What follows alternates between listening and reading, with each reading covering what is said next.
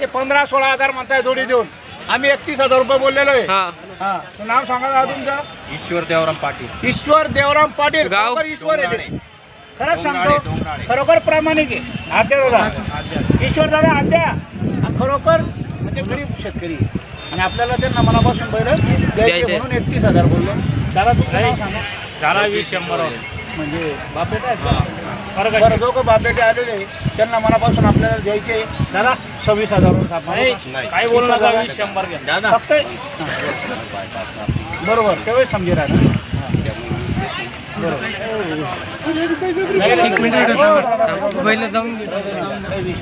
बरं दादा काही विषय नाही. खरोखर मी पहिलेच बोललो ते आपल्याला काही माहिती नव्हतं. खरोखर नाव ईश्वर आहे आणि ईश्वरांनी त्यांना खुशीला खरंच ठेवलेलं आहे. बायपास झालेला आहे त्यांचा. तर आपण 21,000 वर छाप मारतोय फक्त मनापासून. दादा मान्य आहे का? मान्य आहे का दादा? 15-20 नाही बरं ठीक आहे. काही विषय नाही. द्या व्हिडिओ द्या दादा. बैल रे नाना 21ची छाप होती. ते म्हणे शेठ 20 वर छाप मारा. 20 वर घेतले. जवळ धरा येसन धरा. हे फक्त त्यांचे 2 बैल घेऊन 20,000 रुपये घेतलेले. 20,000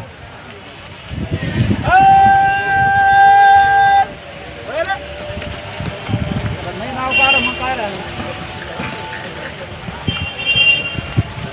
20,000 नाव सांगा. इकडे या पुढे या. ते बघ तूच सांग. या ना ईश्वर दादा पुढे या पुढे या.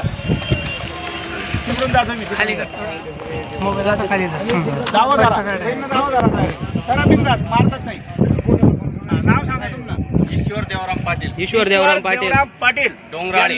डोंगराळे तालुका मालेगाव जिल्हा नाशिक. त्यांचे चिरंजीव इकडे पुढे दादा. तुमचं नाव सांगा. योगेश ईश्वर पाटील. योगेश ईश्वर पाटील डोंगराळेचे तालुका मालेगाव जिल्हा नाशिक आहे. त्यांनी सांगितलं तर 20 वर थाप मारवले. 20 वर मान्य झालं दादा. ईश्वर दादा तुम्हाला दादा मान्य आहे. त्यांचे 2 बैल घेऊन 20,000 रुपये घेतलेले. जा दिल्या घरी सुखीरा जा करा गाडी टाका गाडी मग पैसा